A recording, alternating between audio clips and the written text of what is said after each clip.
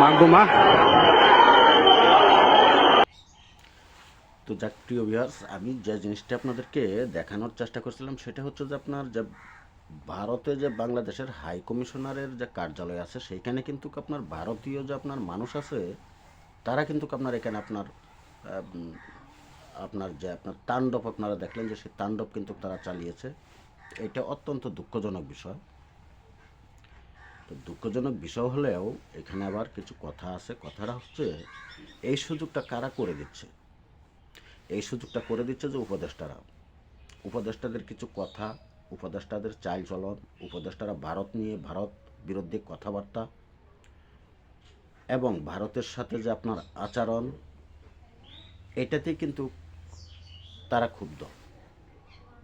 এবং যে আপনার হিন্দুদের উপর যে ইসকন, এদের উপর যখন আক্রমণ, এদের উপর যখন আপনার অবিচার, এদের উপর যখন আপনার ব্যবিচার হচ্ছে, ঠিক তখনই কিন্তু তারা আপনার এইভাবে মুখ খুলছে। একটা কথা হচ্ছে যে আমাদের দেশে ভারতের পতাকাকেও কিন্তু অপমান করা হয়েছে। একটা কথা হচ্ছে যে আপনাকে আমি মারবো, আপনাকে আমি মামলা দিব, আপনাকে আমি পিটাবো, আপনি কি মুখ বুজে কি বসে থাকবেন? সেটাই কিন্তু ভারত কিন্তু দেখানোর চেষ্টা করছে যে তোমরা ওই দিক দিয়ে আমাদের সংখ্যালঘুর উপরে হামলা করবো, আমরা এই দেশে বসে মুখে ললিপপ চুইব না।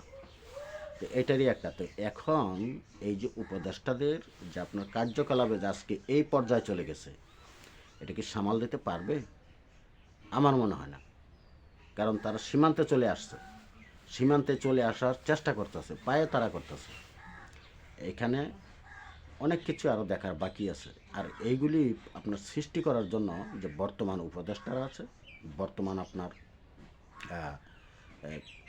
যারা আপনার রাষ্ট্র পরিচালনা করতেছে, এই দায়ভার কিন্তু তাদের উপরেই আসবে।